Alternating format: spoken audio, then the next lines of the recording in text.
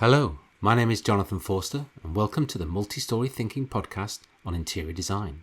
I'm an interior designer and educator. My job is to improve quality of life and productivity by helping people to create beautiful and practical spaces to live and work in. The Multi-Story Thinking podcast takes an educational slant to the interior design world. If, like me, you are curious about how things are done within the industry, how people get their breaks, and how they develop their careers, and get some top tips and advice, then this is a podcast for you. So sit back, relax, as we help unravel the mysteries of interior design.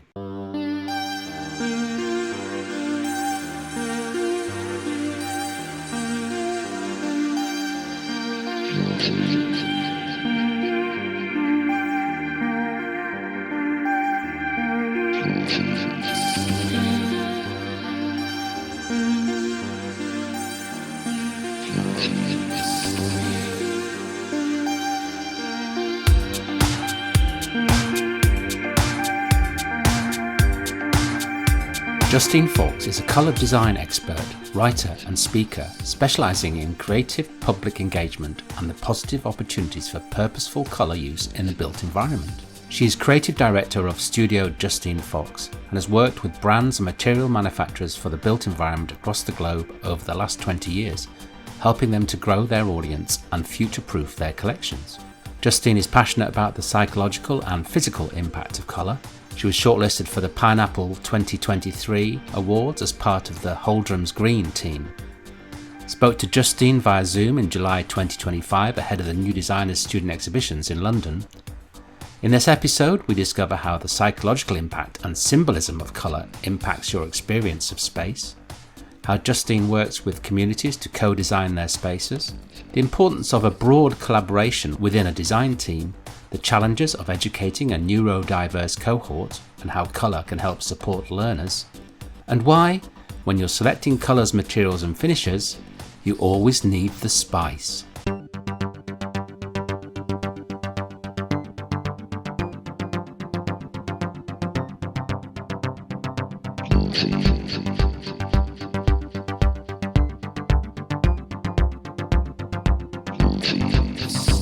Have you been up to New Designers? No, I'm going next week. Are you going to be there at all? I will pop up next week, and I've got some things to do after this, and then I'm gonna see if I've got time to jump up this afternoon. Okay. It's textiles and ceramics. Yes. And things like that this week. That's more your It's probably where I started, Yes. but actually now I'm really interested in all the spatial. Right. Yes. Those aspects as well. So I try to do both if I can. Well, I mean, colour is a universal thing, isn't it, across the whole of the environment? So, and I think There's always something there for me. yes, exactly. Yeah. I'm just looking online and doing a bit of research. You held a panel, didn't you, last year? Was it last year? Yes, last year I did it. Hannah Payne, she curates the talks there. She's in the art world, but she's brilliant at curating talks as well. And so I had on there Angeline from, now I forget the name of her company, but I've known her for years. She's CMF. Yeah. I think I met her when she was at Panasonic, and then Emily Morley from Trifle. I chatted to her a few times before, so I really wanted to have her on a panel. And then the other fella was somebody that they brought to me, James Ramsey from Informer, I think. Creative advertising. So it was really nice, actually. I wanted to give, because it was focused on graduates, I wanted to give them that kind of broad spectrum of like colour in product, colour in space, and then colour in kind of magazine type. Yes. Yeah. Just to give that kind of broad. It was a really good session, actually. It was recorded as well. So I found some links and I'll put them on the notes, but I think I might have wandered into that session. Oh, do you? You know, because I'm working there with Plymouth Uni on the stand all day, getting a bit bored, maybe.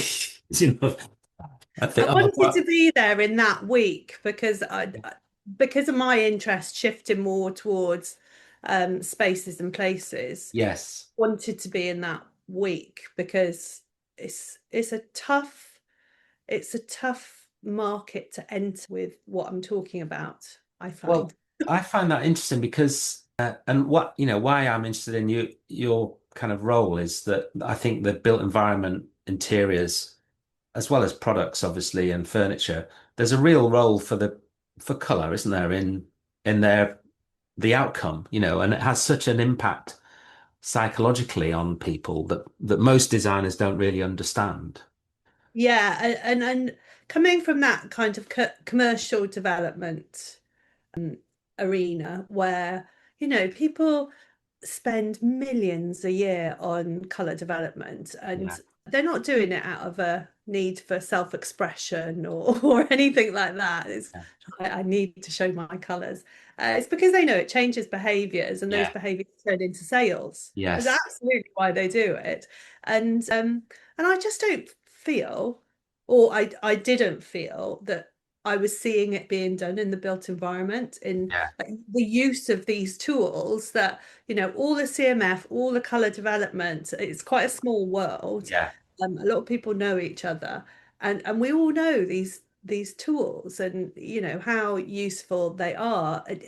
Microsoft invest so much in color development of an interface that is never going to be customer facing, but that's how important it is. Yes. That's They really interesting. recognize the importance of it. Well, we built CMF, color materials finishers, into our program, in terms of how interior designers specify. So, and that's on the back of talking to other people like yourself through the Yeah, podcast. yeah, Um, yeah, and that's perfect because just gives them like a bit of a grounding of, how color shifts, how yeah, transient color is. It's all yeah, dependent on time of day, the material, the sheen level, the context of it. yes. I So mean, it's really that's it. interesting. Yeah. We look at colors. We had our kitchen painted recently, or well, new kitchen. We spent ages looking at the color, and you think, right, it's on the swatch or on the screen. And of course, it looks different in all contexts. And then when you paint it on, every moment of the day, it's changing color. Yeah, of course, it's I thought this amazing. was really We did dark, and just before the lockdown, that last kind of London design fair at the Truman before the lockdown. We did a big project for Craig and Rose Paints. We'd done one for them the year before, which was like a gallery space that was quite interesting. But that second year, we took like quite a big two sides of one of the main thoroughfares. So it was about 140 square meters. So it was quite a like decent size. But that was on the back of a color development for them that we did in partnership with Muriel Scott, who was Precious McBain. Um, and then we did this, and it was all about relationships. And people couldn't believe that, this one color was the same color, but because it had changed context, it had yeah, changed the relationship. So all of that reflection, and that was just paint on a flat surface. So you imagine when you start getting all these different textures and yes, yeah. was going. That sounds fascinating. Perhaps, I mean, before we get deep into this, perhaps could we like just recap what you do and how you got to your role? Because I think CMF is it's a kind of niche not a niche industry. I think there's a niche, well, not much understanding about what it is, I guess, from people that are outside the industry. And Yeah, it's like you say, it's such a huge important part of lots of products and car interior. People spend a lot of money on that, yeah, huge. and yeah, just interested in your role within your company. Yeah. So I don't know, maybe the same as you. I had very little colour education, to be honest. I did fashion and textiles at Brighton Mm, University. And yeah, no, it wasn't a big thing. And I guess I kind of bumbled my way through the first like 5, 6 years of yeah, graduating. Not really. I went into the fashion industry. There's no money in that. That you're not even getting your salary. Um, this whole world through a bit of freelance, this whole world of branded interiors opened, which I found fascinating. And by hook or by crook, I ended up in store development at M&S. Right. It was at a time when they were having maybe a crisis of identity, and I'm not sure. So they had a new creative director, Vittorio Radici, who is amazing retailer, came from Selfridges. He now runs a chain in Italy, but perhaps he was at M&S. So they had these stores of the future, but they were very red and black PVC. Yeah. So not really middle England, I would say. No. And that's where they'd brought an applied colour psychologist in to talk to them about why these spaces weren't working. And M&S actually were incredibly good at knowledge transference, like sharing knowledge throughout the business. You could apply to go to another department for the day just to see what they do. That's So good. Yeah. it was amazing. So, I did go to their, Janet Best was running their colour department at M&S, all about the kind of connection, the link between the manufacturers and making sure that you had that color consistency, Yeah. particularly within different components of a garment, say a bra or something Yes. Yeah. really complicated. And so yeah, this applied color psychologist, she was called Angela Wright, and so when I heard about it, everything started to like slot into place, and all of a sudden you zoom back to your college, and it's just like, do you know what? I never was really draping fabrics, and you look at all the work, and it's color, color, color, Yes. color. So you recognize that in the work that you'd already done, but you hadn't realized it. Yeah, and that's the thing. I think because you've gone into a degree, you may have wanted to do it for years. I'd always wanted to do fashion since, the age of 13. I'd shifted from forensic pathology in my head to, right, I'm going to do fashion now. And yeah, I was really single-minded about it. And that's the thing. Just because you go into a certain course, it's being really mindful of those little markers of, Yes. you know, Yeah. what is it? Because although you go into a course, everybody's kind of careers are quite different. Yeah. I guess that kind of brings me back to today. So I act as a plug-in to other people's businesses. Right. Yeah. Um, So I don't have a big studio myself. I'll go in and work with other people. So my clients can be anywhere from brands. So I do still do color development. Mine tends to be within materials. So recently I finished a project for an acoustics company and for a paint company. So mine tend to be in that arena rather than electronics or anything like that. Right. I don't tend to do that kind of work. That's not necessarily my network. And then the other part of it is working with people in branding as well. So helping that color communication aspect. So I did work on the hero color for the big, I think they nicknamed it the Brexit Festival, didn't they? But the Unboxed Festival, which was about bringing science, technology, engineering, arts all together. And there were these like incredible projects around the country. So it was, I think, because it was a delicate balance of messaging. So the branding agency brought me in to help them like fine tune that Yeah. color, so that specific color. Or I also work with architects and designers, developers on color for spatial design. So far, this is kind of like a new aspect for me. So the way I've been working is in community engagement, which is like really good fun. Yeah. And color is quite democratic. It doesn't really matter if you don't have a design education, you can still communicate through color. And I tend to give some color knowledge first of all, just to kind of put people on that level playing field. So it can be anything to helping residents build a brief for a piece of public art. How do they want it to feel? How do they want to represent themselves, or whatever it is, down to kind of a garden, a sustainable well-being garden where all the materials were reused from the owner's kind of like junkyard, I guess, what tenants had left when they'd moved out of these studios, and trying to give it a cohesive architectural feel rather than a handmade feel. Yes. Are you running sessions like sort of co-creation or co-design sessions like? Yeah. So that's kind of like a key area to help people with that. I think as well for the architects that I've worked with, um, because I'm kind of engaging people in this kind of color activity, for them, because they're the ones who are like super expert at the real like hardcore engagement, and getting people to tell them about how they feel in their communities, in their space. Yes.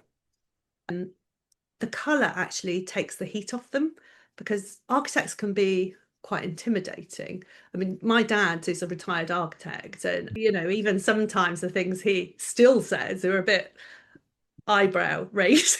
Yes. So the language that they use, and it's not that they're trying to be obtuse, but it can be quite difficult to tap into. And I think that with this, once somebody's activated in another area, they're not necessarily thinking about the other stuff that they're sharing, which is like pure gold, Mm. the architects. Yeah. Um, Down to helping an interior design firm, who this was a bit of a kind of like retro thing. They'd done a scheme for a new hospital, and the medical team, who were basically their clients, they wanted to know what evidence is there, Yes. evidence based. Yeah. So I help them with producing evidence and just making adjustments to their scheme to align it and make sure that you had that contrast, and all these other things that they need within the Yeah. health. I was thinking about hospital color palettes just in advance of our chat here and wondering, I suppose the question I want to put to you is like, where can we use, or where would you like to use color? If you had to choose a realm to apply color to, Mm. where would that be? And I was thinking, I spotted something on prison design that you've done, and I was also thinking about hospitals. And when I go to hospital, I just think, oh my God, what is going on here? But is there evidence that makes that color selection work? Maybe I'm resisting it because it doesn't look like some stylish, hospitality space. But Yeah. actually, psychologically, maybe it's doing its job. But I guess the research around the impact of color is pretty critical. And how do you find that? Is that there's obviously research going on. What's your process of backing up the information with data? Yeah, so there are some universities that I know do work on the kind of like neuroscience of color. Hmm. So I try to keep up as much as possible on them. I've also subscribed myself to a group, well, it's a color group of scientists, and they will put out their like early papers for review. So that's always like really interesting. So that's really where I start, is trying to get those. But I'm also always looking at material developments and that kind of process of development. So I think it must have been like 2013 that the Association of International Colorists held their big meeting in Newcastle. Because I try not to fly unless it's kind of mission critical. So Yeah. I do try and do a lot of, well, look at projects that are within the UK to start Yeah. off with. Yeah.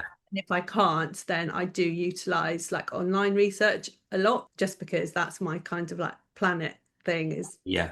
I don't want to go back to those days where I fly to Mexico for an afternoon meeting and then fly home. I don't think they're ideal, No. especially if the client hasn't actually shown up. Oh God, yes. Um, yeah, so those are the kind of like parameters that I'll look at in terms of getting that kind of evidence. I mean, the reality is that color is still developing so much. There's very little. A lot of people are asking me about neurodiversity and what color, and I think people want you to give them a simple, quick palette, like Yeah. what if you use this green with this yellow, it's going to fix all your problems. And that's just not the reality of it. But I feel that people are asking us to tell them. And the reality is it's all contextual. Everybody will respond in a different way. So you just got to use all the tools at your disposal to give the best solution. So one of those will come back to those early teachings with Angela, who I mentioned from the M&S days. So after that, I went and hunted the poor woman down and made her teach me whatever I could get out of her. And the fundamentals of her hypothesis was about color harmony, so that supersedes any individual color. Is that Right. harmony? It's that Yes. So relationship. the palette is harmonious. That Yes. gives you a sense of maybe calmness or connection or continuity. Yeah. So you just inherently know that it's right. Yeah. Even if you don't particularly like that color, you Yeah. can still appreciate the relationships that are built within it. Yes. Actually, I was at the Festival of Place this week, and they had Dr. Nick Tyler from UCL, from the Pearl Institute, the research centre. He was talking about some research that they've been doing about serenity and using light, sound, and smell. And people who'd been through this process, none of them could identify one as the factor that gave them the serenity. So it seemed to be that it was more about the melding of them. So again, that kind of like brought me back to the color relationship. So it's the relationship that is the key rather than the Yeah. individual, Yeah. which is kind of a nice thing for the design world in general. It's just like nobody can kind of do it on their own. Yeah. It's about that kind of collective. That's where the magic is. Yes. So for anyone wanting the quick, short answer, that's not going to be what they want to hear. It's more about the the combination of every element of the design, the people that are in there, the activities that are going on, the quality of light, the scale of the space. Exactly, exactly. And I truly believe that it does take kind of like a village to make a design in a way. Yeah. You can't expect an architect to also be an interior designer, to be a lighting expert, to understand, to be a soundscape expert, or Yes. Yeah. scent, or the color as well. And I think that's quite often one of my biggest barriers is making that case for color in itself, Yes. because people are just like, oh, I could As do a it myself. separate As consultation. a Yeah. yeah, owner consultation, that can Yeah. be quite a tricky one in this arena. Within product, people understand the value. Yeah. If then it's about education, then is it about, I mean, I'm just thinking back to when I was at not even at university, but foundation course, we were getting the old oil paints out because the colors are truer and they don't change color, I think, from my memory, when they dry, doing squares and putting different colors together. And it was a pretty random process in my mind of just having a play. But I didn't really understand any of the color theory apart from I knew that blue and I knew the color wheel, of course, it's about it. I think, we often get students who are researching color, they'll put a picture of the color wheel on and think they've done the research. And Yeah. obviously much more complex than that. But I think the understanding of color, because when you're designing a three-dimensional space, you're never going to see it full scale in the right conditions. Well, I mean, you might make a model or a CAD model, but actually what it's going to be like in real life, Mm. it's very hard to simulate. So I think then it's down to developing your experience of, oh, this is what I've used in the past, I guess, and building that bank of knowledge. and then Yeah. working with people that know a little bit more about it than you do. Well, that's it. Everybody kind of bringing their expertise to the table. I did this workshop the other day. I was part of somebody else's, and uh, working with kind of like landscape architects, or there was like land trusts, there was architects, policymakers, all sorts of different people, and it was about building a collaborative city. And the things that we all talk about are all the same. Realistically, we Mm. all have these ideas of how we want things to feel, and everybody is fundamentally working to make things better, to make things work, but we just all come at them at slightly different angles. And so, somebody says something that really kind of sparks like, oh, actually, do you know about this, and how would it work with this? And I think that's where the exciting developments come from, is that interaction again. So Yes. it's Yeah. kind of about relationships again, isn't it? The relationships between different lived experience and different professional experiences is quite interesting. Yeah. I I think think that that's how you push forward new ideas. that team approach to, like even going on site when you are actually confronted with the site conditions for the first time with the contractor, that's that dialogue, isn't it? The relationship of all the people to make things happen. Do they do that at the university? Do the courses like work on joint projects at all? Um, yeah, we do. Well, at the University of Plymouth, we've got products and furniture design plus interior design, and we do have a number of modules where they're working on the same briefs and Yeah. sometimes in teams. Yeah. And a little less frequent is working outside the immediate group of courses. So we haven't yet established any meaningful kind of joint projects with architecture or the built environment or any other courses.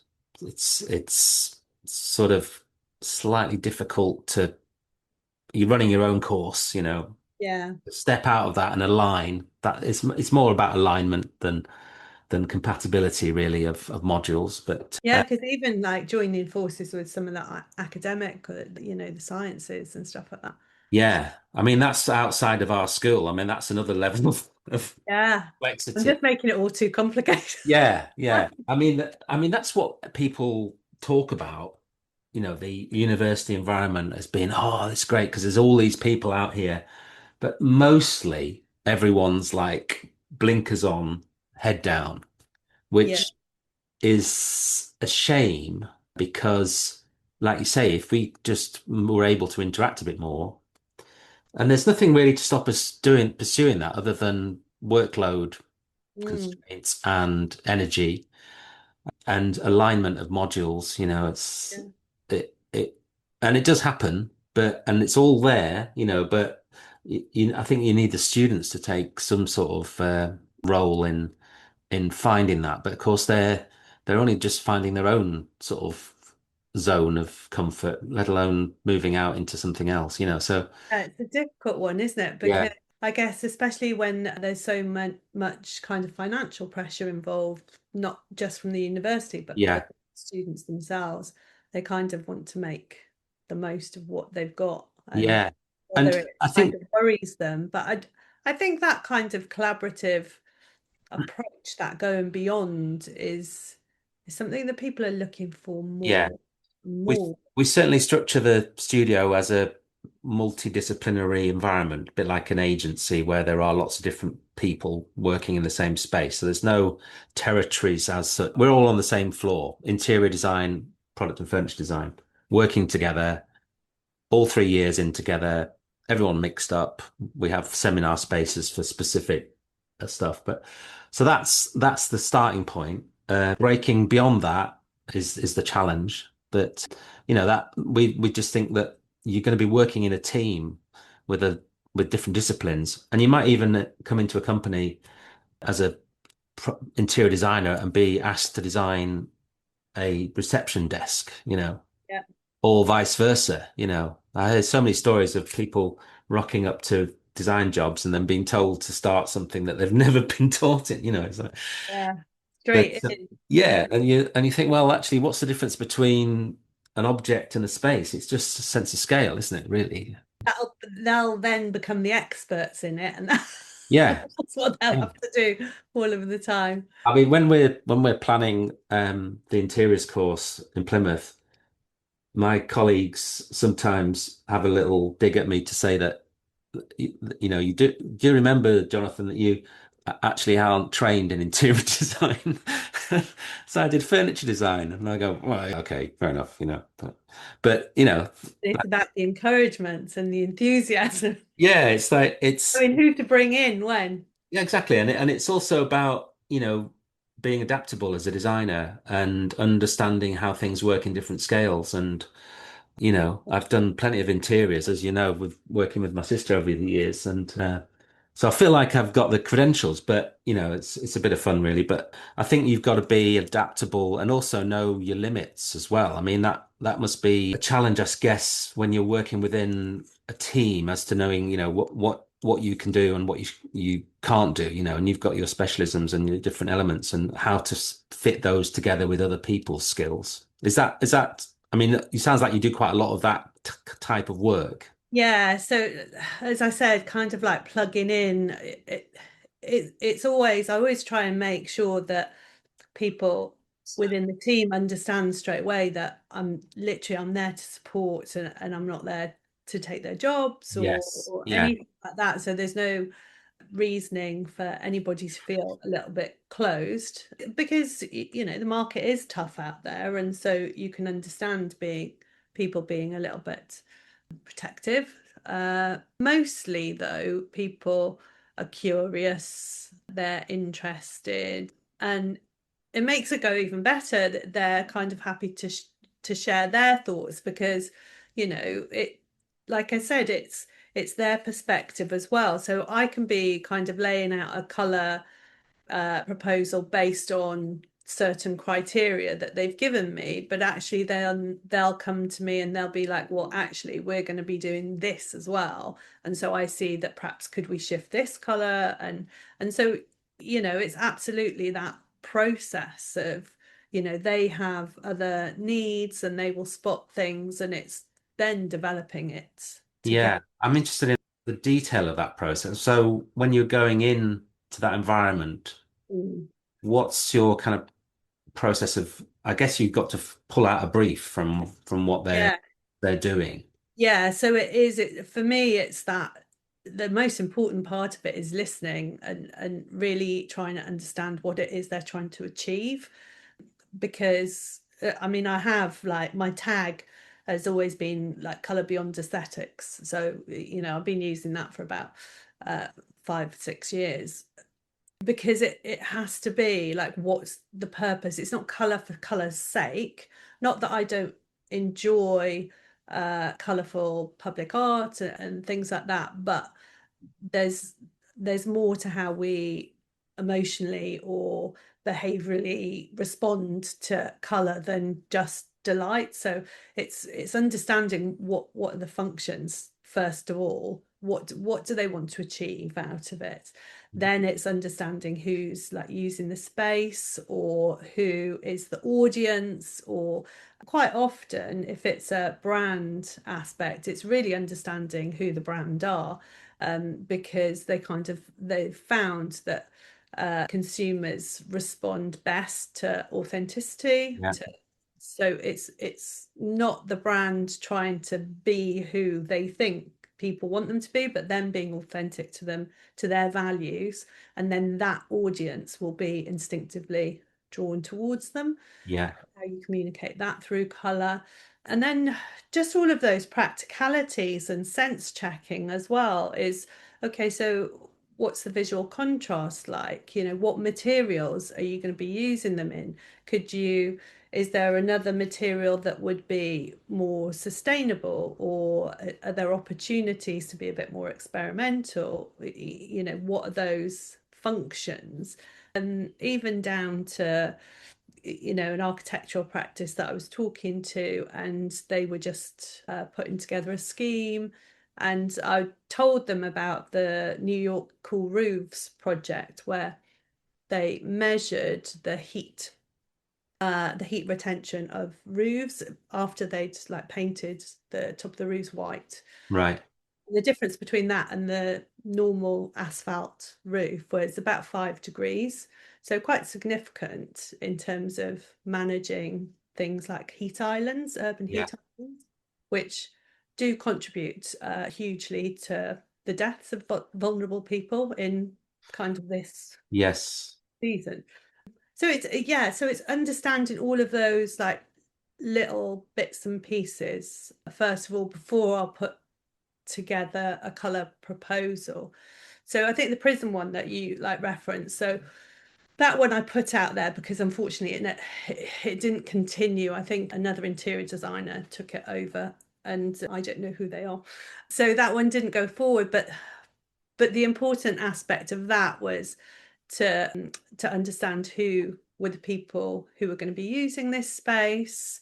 It was important that there was a clear definition, almost a wiping the slate clean when you're coming from the main Youth Offenders Institute into this space. So it kind of needed to be inspirational.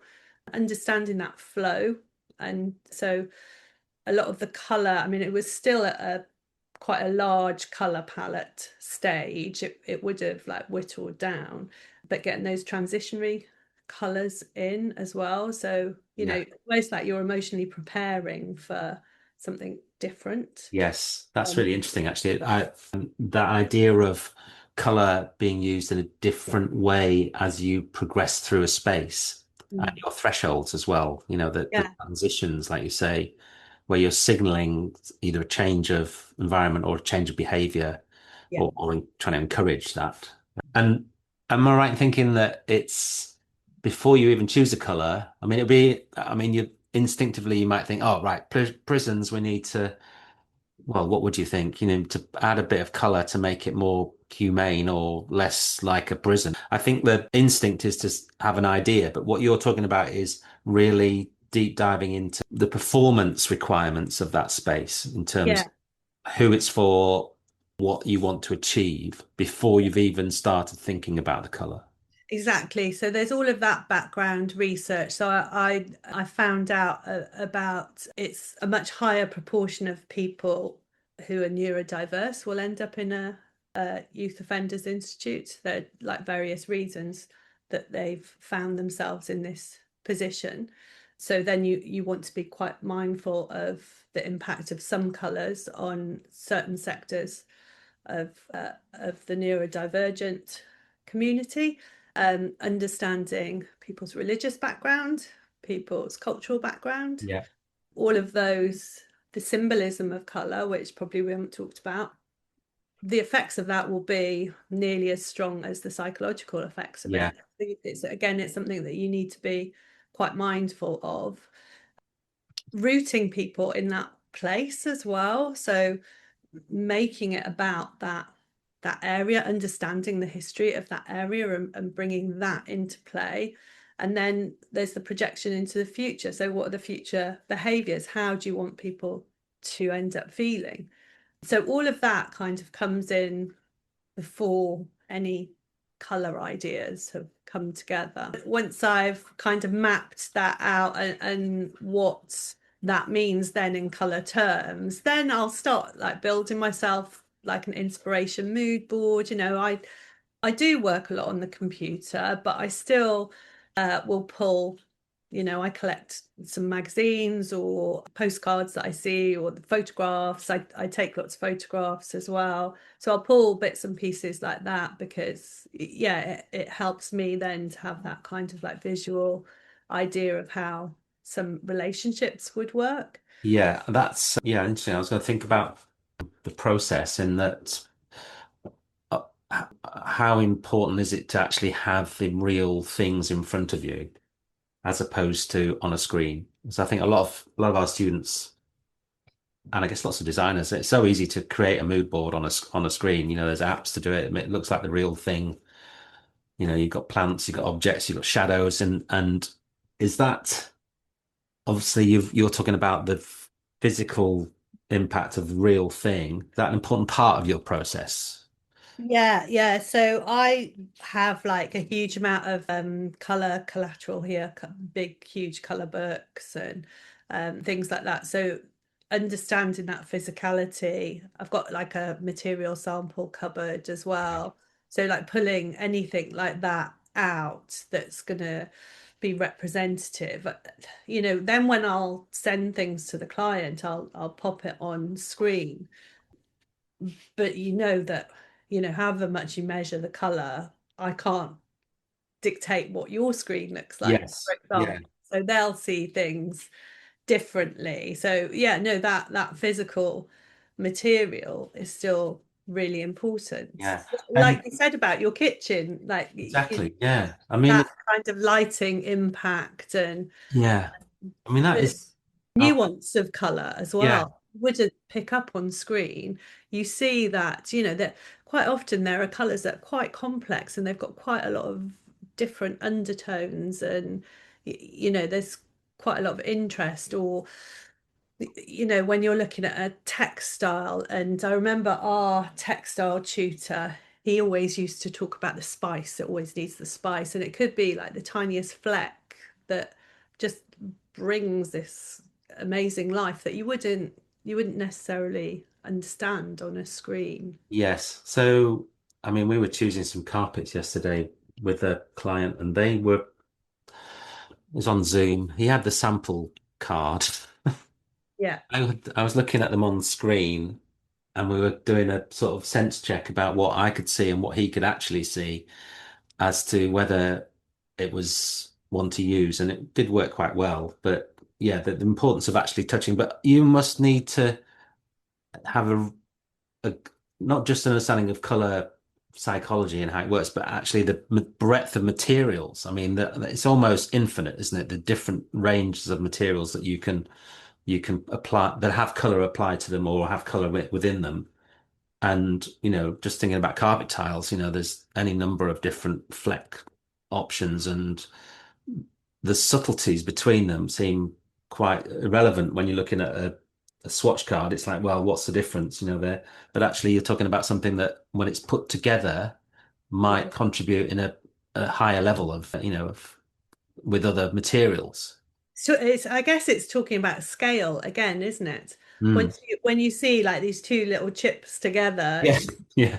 it may look different. But then once you actually see the scale of it, you see that actually that's quite an important factor of it, and Yeah. the kind Yeah. of full effect comes comes into it. I've done the last two Clerkenwell design weeks I've done with Tarkett, and obviously they got amazing flooring and the carpet tiles, and getting to know those first of all. So we were doing a series of workshops and talking about neuro-inclusive design, and they have this fabulous filter that is part of their human conscious design concept, where you can stick on your little VR set and you can see a space as somebody with various neurodivergences would see it. Right. Oh, that's interesting. The carpet was really interesting because in the patterning, it was showing how somebody with dementia would see the shimmer. And you see it, and it's almost as though the floors turn to liquid. Yeah. It's got that kind of aqua quality, that shift, and that's the perception of it. So it's really important when you're kind of thinking about those sorts of spaces. And again, color can be something amazing for, care home spaces, to disguise areas or to reveal areas Yeah. that will somebody with dementia will be drawn to, or may ignore. So there's certain colors that have been shown, people don't really, they kind of ignore them. They're just not that interested. So colors that people don't perceive or don't, what's the word? They don't, doesn't impact them. There's some colors that, Yeah, so there were some studies showing about kind of like reds and things like that with certain people who were autistic, and basically what they were saying was, you know, they're not going to be interested in it. I think there's, again, it's that understanding which is growing, and there's not a lot of information on the adult response. There's more research at the moment that tells us about how children into teenagers will respond to, Right, that's interesting. but not a lot. I did see one of the universities advertising for a PhD in that kind of sector, because there isn't a huge amount yet. Yeah. I guess it's part of that, you know, learning, testing, seeing how people respond. Is that, I mean, I would have thought color psychology and color theory was kind of ages old, you know, but are we talking about the specific application of color within certain industries? The Yeah, knowledge so yeah, color theory is like ancient. yeah, It's been there for a long time. And obviously, you know, certain art movements have talked about psychology of color, and Kandinsky and people like that. But actually, the more that we're starting to understand the way our brains work, or understanding that not all the photoreceptors in our bodies are visual. So we've got non-visual photoreceptors that still respond to light, and color is light essentially. Or there is more studies going on about going back to the harmony and understanding that harmony in relationship to things like the Fibonacci spiral, or, you know, that kind of golden ratio, like how colors are have mathematical relationships as well. And this kind of harps back again to Angela's original research, but other scientists have taken it on, and to understand why it occurs like that in nature, and what we can learn from it and how we can respond. So there's all of this development. I mean, I've learned so much since I started, you know, I've been at 20, it'll be 20 years since I did that first applied color psychology course. And honestly, I've learned so much, but I feel yeah, that there's so much yet for me to learn. And yes, that's without like starting on the actual manufacture of the color. How yeah, do you make that in yeah, a friendly, regenerative way? yes. It's, well, the more you think about it, the more mind-blowing it is in its complexity and scale. Is there a difference, or can you explain the difference between the emotional experience of color and the sensory experience of color? Because you did a talk, I don't know whether it was last year or the year before, about that, a panel thing, but we talk about emotional impact and the sensory. I mean, I think many people sort of bundle it all into one as being, you know, the impact of color. But what are the nuances of that in terms of how we perceive color emotionally and sensory? Yeah. So emotionally, I mean, it's how it's kind of affecting us internally, how it's actually making us feel, and that's what kind of shifts a lot of behaviors. So I guess I would talk about that as what's going on inside of us. Yeah. And that sensory experience of it is more, you know, what's the kind of like tactility. Some people talk about tactility of color, or some people can feel the different temperatures of color. I Yes. find all of that like absolutely fascinating. You know, and then you kind of move on to the synesthesia as well, Yes. just Yeah. like how your senses then perceive the color in a different way. And I feel that that's different to the emotion of it, the way it moves us emotionally. This is kind of like Might have an connections with your experiences in the past, you know, a color that was in your nursery or something might trigger some sort of, you know, back memory of comfort and happiness, or perhaps or the opposite, maybe. I don't know. But Yeah, I mean, yeah, I used to talk about like green in that kind of respect. You know, there's the psychological impact or effect of color of a green, and we talk about that. You know, it sits at the middle of the spectrum. So quite often when I'm showing color slides, I love to go from red to green because that demonstrates to people that physical impact. Because once they've relaxed into the red and I switched it to the green, and I do it for clients as well if I'm trying to persuade them to, consider this, just to consider. It's not like I'm pushing you into it. And you can feel that switch in your eye.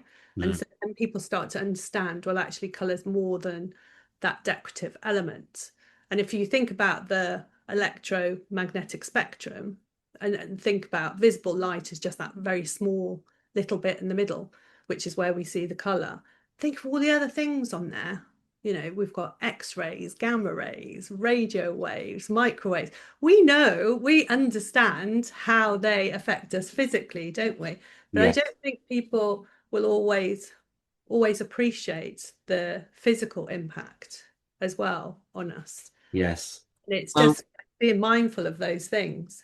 although I guess people respond to spaces instinctively, don't they? But even though they may not realize it, so it does have an impact, doesn't it? It's a question of understanding what that is, and then as a designer, being able to attempt to control it, I suppose. Yeah, yeah. And I had an interesting project last year actually, where it was an office for like one of the materials people, and it kind of reminds me a little bit of a car showroom, one of those sheds Yeah. kind of setups. So they've got manufacturing at the bottom, the offices above.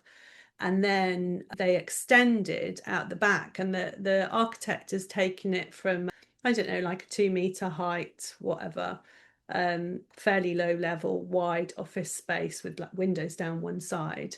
And towards the back, then the volume increases to, I think it's nearly 5 meters at the back, 4.5, 5 meters. Mm. So this kind of expanse, and then roof light over the top. And that's where the HR team sit. And the HR team all started developing migraines. No. Yeah, no, they did. And so they did every, like brilliant employer, like they've been working really hard to try and resolve this issue, because it's not happening to the staff at home. So when they work from home, they're fine. But when Right.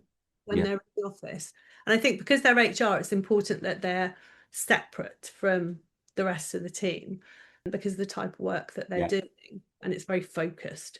So they did they put diffusers on the lights, they changed the color temperature of the lighting, they've done the screens, and nothing's happened. So because I've worked with this material company anyway, and they said, well, maybe have a chat with Justine and see. It was incredible how I went up there to see the space, and that feeling, you feel so different, like walking from, there's no actual physical partition. It's a question of Scale, volume change, volume. Yeah. and it palpable difference. Like the tension feels incredible at that end, because again, architecturally they painted all the walls white as well. So we looked at how we could kind of manage glare and scatter light, but within a kind of like branded environment element. So we've done they've done phase one of it. So they've painted the walls to start off with. They haven't done the graphics that Mhm. will give the really good scatter. So far, they're feeling a lot better. But there was one fella that was, the lights were off. It was, gosh, I don't know, might have been April or somewhere up north. He had a baseball cap on to try and, at least give himself a little bit of a, It's incredible. I mean, I suppose, the architect's thinking, right, they're in this office, the low ceilings, it's not a very nice space. Let's make a big atrium space. It'll feel grand and, exciting space and give them plenty of light and everything's going well, isn't it, in his mind or her mind? And then put the people in and they're like feeling exposed, they're feeling like where's my safety zone? They're feeling vulnerable and their body starts to break down and migraines start. I mean, that's yeah. I I mean, mean, that because it was just like looking at the other staff who were against the window. yeah. well, are you lot all right? And they were all fine. But Yeah. of course, they have shades, so they can control Yes. glare on their side, whereas the people sitting here, they've no control over this glare. So you've got they're all sat next to this vertical. Yeah. I think to exacerbate things, the wall on the other side was slightly tilted, so it's almost like that was double reflecting onto this back wall, and it Oh, just God. is so intense. Um, and so yeah, it's looking at color from a practical perspective. What can you do from a practical perspective to just make things better? Because everybody's intentions are good, Yeah.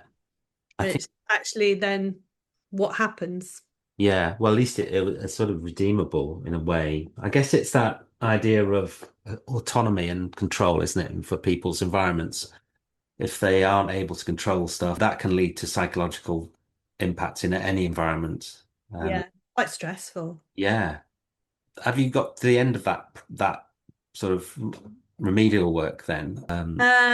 No, so I've left them with all the, again, it's a question of background research into certain aspects of what causes migraines, and I did have to tap my dad up for a bit of, bit of spatial Architectural information. insight. I Yeah. know, bless him, he's 86, and I was like, I've kind of read this about spaces, that this will amplify this. Is it right? And he's like, yes. You'll get the occasional, but yeah, that was kind of part of the reality. The effect was being amplified by the height and the Yeah. thing. But when you went into the space, could you sense?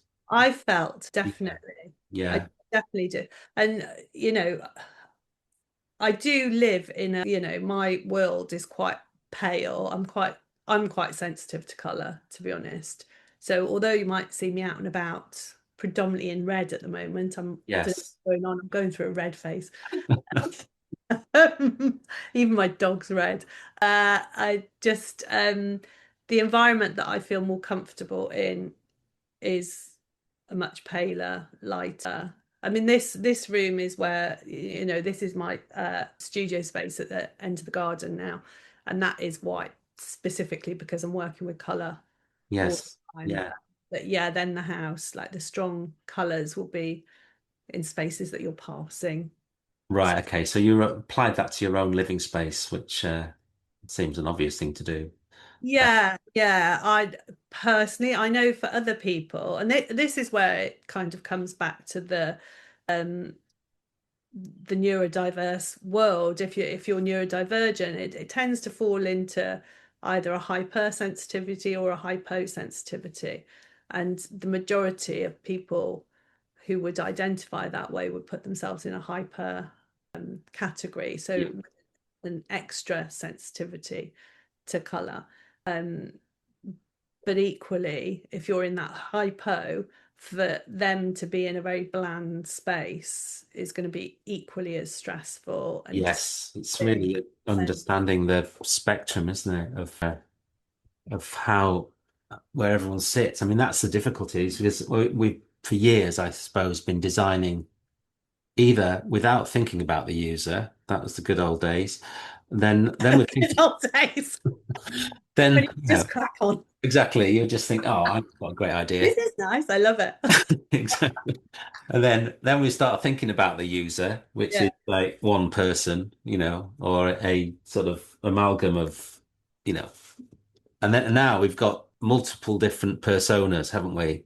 Even within the same job role within an organization. So they're doing the same thing, but they are perceiving the world around them in a different way, which adds supreme levels of complexity to the whole thing in an area where there's very little evidence of what works. We're starting to see it coming through, which is great. There's a great book on designing neuro-inclusive workspaces that I've just got hold of, and you Oh, know, the Stay Sergeant one. yes, Yeah, yeah, got it over there, ready to yeah. read. But so there is literature coming through and research, which is great. But yeah, it's an evolving field, isn't it? I guess. Is that how you see it? Is that your? Yeah, no, it definitely is, and it seems at the moment that the way to work is to offer people choice, to offer people Yeah. different ways to use a space. I think within education, that's probably one of my bees in my bonnet is about education. And for those kids, there can be this idea within schools that it's all about inclusivity. We're a community, it's all about inclusivity. All different levels, all different abilities should be in the same classroom. And I, I don't necessarily agree with that. I'm not sure if I can say that as a parent governor now, but I, I don't agree with it, because you could have spaces that would support, even if you looked at the hypo and hyper yeah. aspect, you could Yeah. have different learning spaces that could support each aspect, but that would mean that Separate groups. you would have to separate. I don't know if anybody's doing it, and I'd be really interested to see how it's working, if they are. I think there's merit in that argument. If you think about workplace environment, we're talking about creating different zones where people can separate themselves to do different types of Yeah. work. They have more autonomy in Yeah. where they choose to work. And yeah, and I think we see that in the university where some students will come in for a group briefing and then will disappear to go and work somewhere else. They don't like the communal setting. So I think you should be building the flexibility so that they can choose, you know. Yeah, yeah, That's difficult when you're a teacher looking after 30 plus students at school and you've got to deliver the curriculum to actually then niche deliver that. You know, I can see the challenges there, yeah. but If you think about, so like my son's school, for example, there's 240 students in a year. yeah, The groups need to be separated already to try and manage yeah, manage that volume. And I think it would be an interesting learning to have different classroom setups yes, for these different kind of learning types, and see if that could help, because they're in crisis. They're in a mental health crisis, for one thing, teenagers. And for the other thing, teachers are struggling as yeah, well, managing behaviors.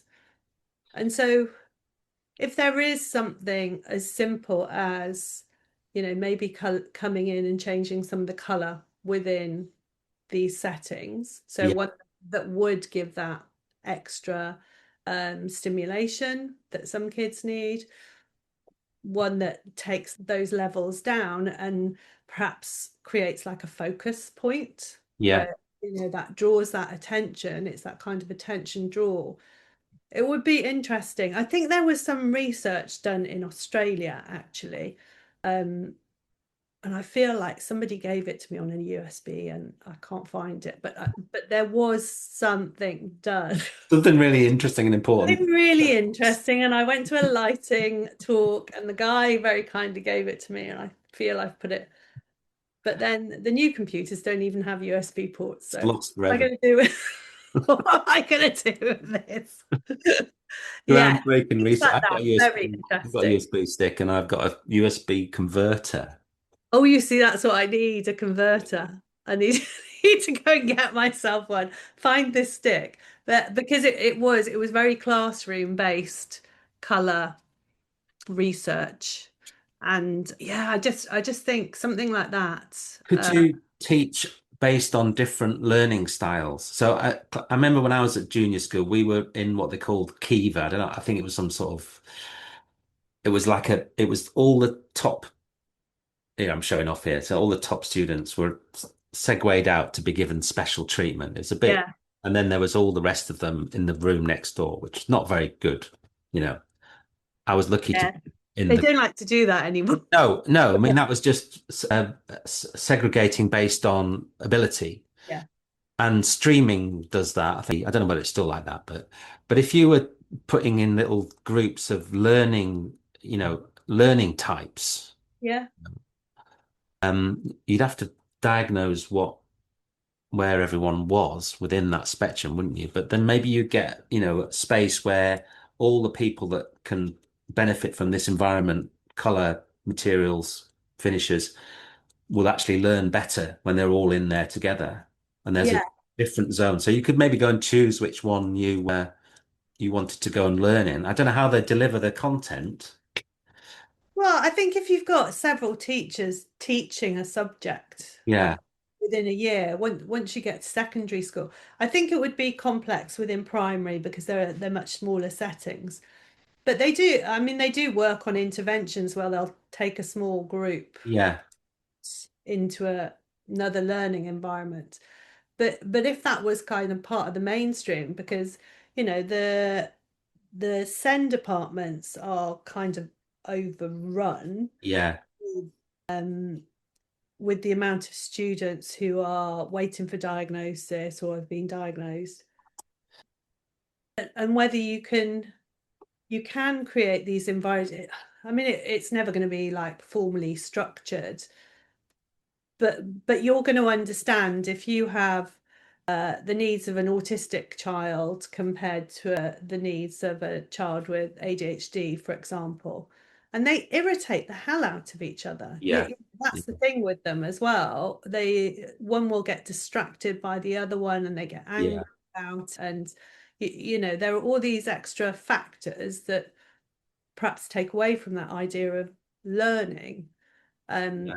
and whether that supportive environment. So it doesn't mean that the class can't still be on a mixed ability level, but you've kind of separated these learning strategies. Yes. What we need is a forward-thinking institute that will pilot it. Do we do actually the one that I'm like governor at my son's school, they are quite innovative and done things like they've gone from forms to vertical circles and things like that in terms of Yeah, like touching up. yeah. It's got to break the whole system and rebuild it, haven't you, for that sort of. Exactly. But yeah, no, these are the things that I'm very interested in. Yeah, you've got a lot going on. What drives your passion then for color and its application? I think before I was fascinated by newness. I love futurism. I still kind of skirt around the edge of the futures community because I find all of that like, biotech and those kind of like developments, what we can do. I find all of that interesting. But I think I do have a fundamental feeling for justice or to make things better. I mean the first probably before Angela actually, my dad was doing he was doing a secure mental health unit. I think he just got carried away and he was like, yeah, we'll do the interiors. I mean, they just, as an architectural practice, they did not do interiors. So he was just like, oh, Justine, do you wanna just splash a few? Like he gave me all these folders of these are the approved samples and whatever. Obviously, there was like loads of anti-ligature and Yeah, yeah, yeah, loads of like complex stuff like that. These are the stuff that's approved. Can you like pick some stuff? And I started looking at color then because I felt this affinity with the people who were there because they were all aged between 18 to 35. So I was in the age bracket. They were not getting out. They potentially would not get better. So, and I just had this kind of, I don't know, this empathy of like how must it feel living in this institution? And the probably the thing that really pushed me towards color was because although they had all various mental health conditions, quite serious, they were all deaf as well. And wow. so I think that really focused my mind on other senses. Yes. I think that Yeah. really is what drives the color now, and I think that's where it started, and I think it accelerated from the pandemic. I had a business partner and all great, we did loads of events for people and obviously that all went, but just seeing the behaviors and the changes, I think it's, yeah, that's kind of what drives me in my color quest. Color Quest. Yeah, that's brilliant. Yeah. We've done over an hour. Wow. Gonna have to chop a lot out. I don't, well, I don't think so. I think that I was going to ask you about color ergonomics. Yes. Is that going to take us another 30 minutes to get through? No, no, we can be quite brief about that. Yeah, essentially intuitive signaling, making things as easy as possible for people to use. Yeah. Contrast is obviously a huge one. Looking at accessibility, Mm. so really important. So that's short. That is short. That's short. A good tip for any of the students is sense checking their color choices. So I remember seeing a fella talking about due diligence in disability in spatial design, and see, it was so long ago. He said, what you want to do is photocopy your design in I don't know if they even have photocopiers anymore.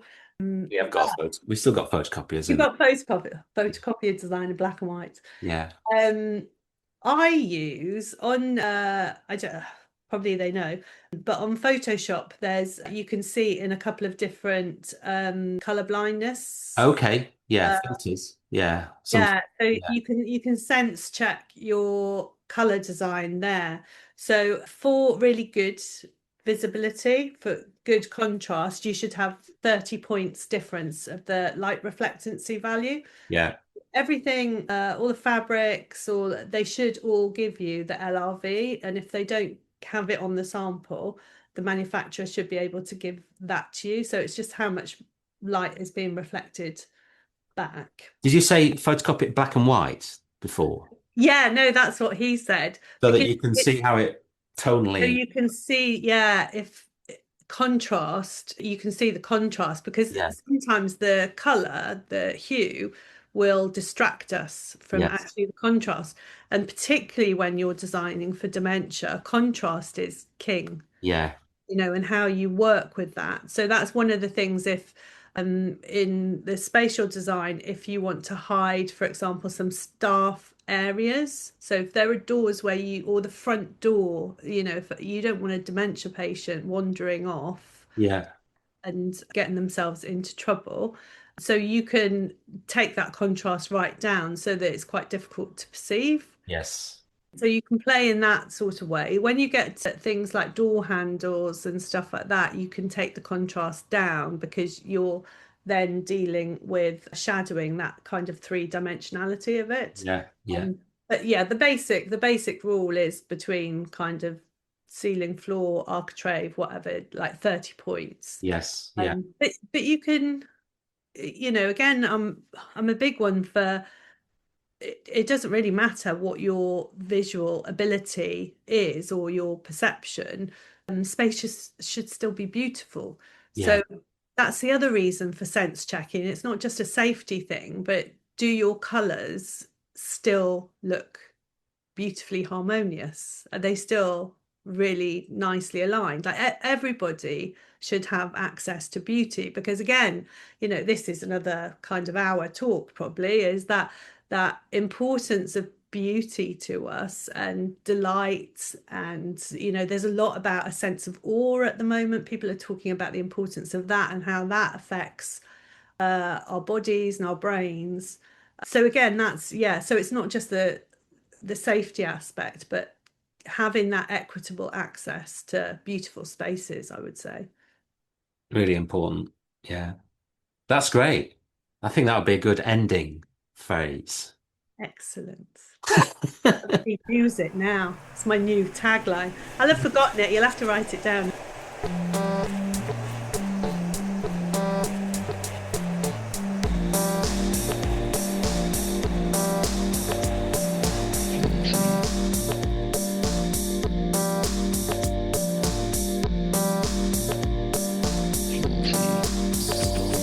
I'd like to thank Justine for taking the time to speak to me. It's It's really fascinating to hear how she approaches her work with the built environment and the use of colour, and her deep understanding of the impact both on a physical and a psychological level, and an understanding of end users and space, which combines to give her some powerful design tools to help architects, interior designers develop their interiors and refine their use of colour, materials and finishes to really support the people that are going to be using those spaces. There's links to Justine's website in the show notes, and also to her LinkedIn profile. There's lots of content there where you can have a look in more depth about the projects she's been working on, and also understand a bit more about her philosophy and her approach to design. Designing for neurodiversity has become one of the main topics of conversation, both within the design industry but also in education. That's part of what we teach at the University of Plymouth, where we put people at the centre of the process and also get our students to understand how design approaches to the use of colour, materials and finishes can really impact the experience of the user. If you'd like to be a kick-ass interior designer, follow the links to the University of Plymouth's Interior Design BA Honours course. I'd like to thank Dave Clark from I Am The How for production support and invaluable advice in the setting up of this podcast. Kay Hansen for her planning support and co-hosting of these and our educational podcasts for the University of Plymouth, and Mark Frith for the music. I'd love to hear your feedback on the podcast. Leave a comment or get in touch via the website or Instagram. Thanks for listening. Bye for now.